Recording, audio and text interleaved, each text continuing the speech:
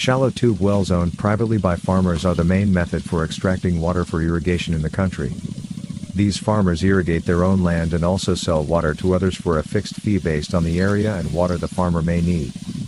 Traditionally, farmers flood their rice land for much of the growing period as that is the custom and also because it helps in keeping weeds in check. In any case, that leads to overuse of water.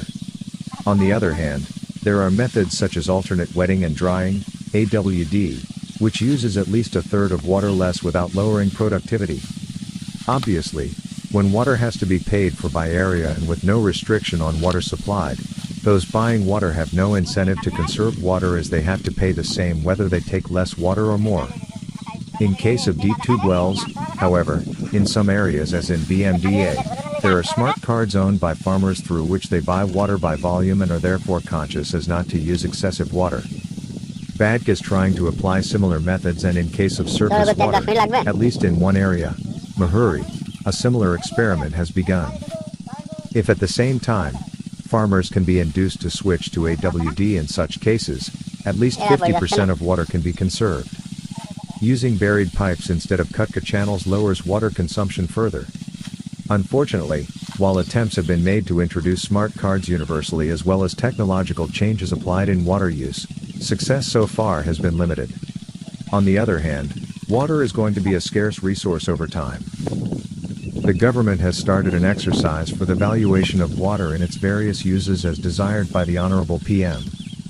Once this is completed, we will have some idea of its social value which may be used for proper public sector investment appraisal where water is a major input, certainly in agriculture, and also for regulating fees charged for private use of water. Coming back to the issue of risks, the other major problem is data inconsistency and incompleteness which creates difficulties for future planning in terms of structure of the food system because the base situation is not properly clear. This in turn may create or is already creating problems related to the over or underproduction and supply of some foods. This may result in nutritional imbalance of the consuming households. This is compounded by the problems of marketing and supply chain management resulting in a lot of waste as well as lower income for farmers. This may lead to major changes in cropping patterns such as mango orchards replacing paddy lands in many areas in northwest Bangladesh which has also resolved the water problem to a large extent because of low demand for water for mango orchards. One problem which we have not discussed so far is the issue of natural disasters that create problems of variability in production.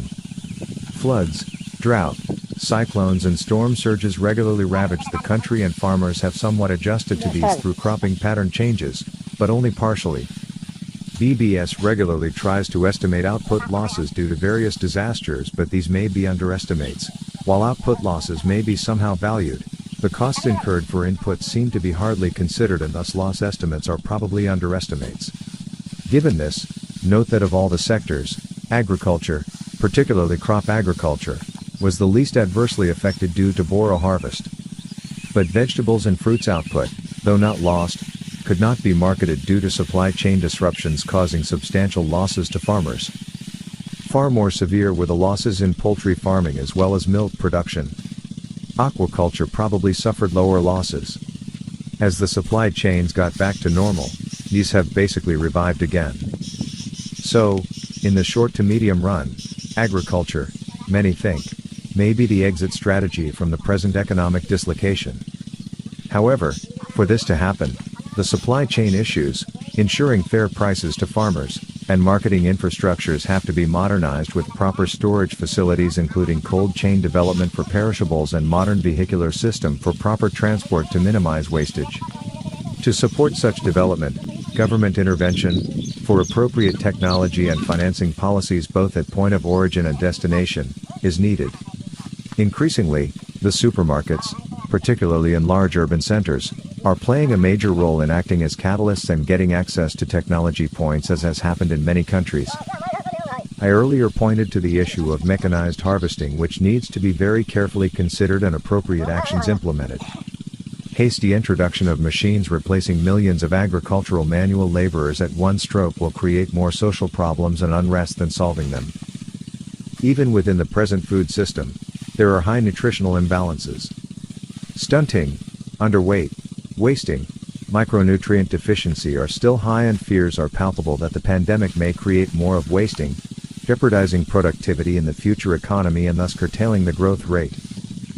One very big challenge is climate change. Several things may happen. Without going into the details, the output of practically all crops may fall. So may that of fish, milk from cattle and poultry because of life cycle changes due to temperature rise. Reproductive capacity of cattle may fall. On top of all these, the disasters related to climate may increase both in frequency and severity. Note particularly that many of the problems have a lot to do with water, either infrequent rainfall or heavy ones, severe and more frequent flooding, cyclones and storm surges, more severe than now, groundwater shortages due to recharge problems caused by lower rainfall and droughts, and uncertain cross-border surface water flows due to both regional water shortages as well as unresolved transboundary problems. The outcome of all these, unless appropriate adaptation policies are undertaken and implemented, will be major falls in output of food, creating a highly food and nutrition insecure situation. If that happens, many of the gains we expect from economic growth will be hard to realize. The solutions to these problems have to be sought within Bangladesh's context. For conservation of irrigation water in agriculture, technology and economic incentive systems already exist as pointed out earlier.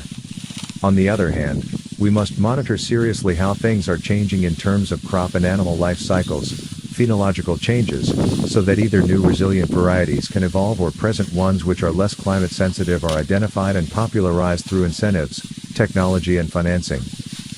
All these will mean creation and development of a knowledge base through a rigorous research system as well as through global support. We know that the government is in the process of updating its climate change strategy as well as preparing a national adaptation plan. Both need to give adequate and serious attention to the development of a science-based, farmer-friendly agricultural and food system.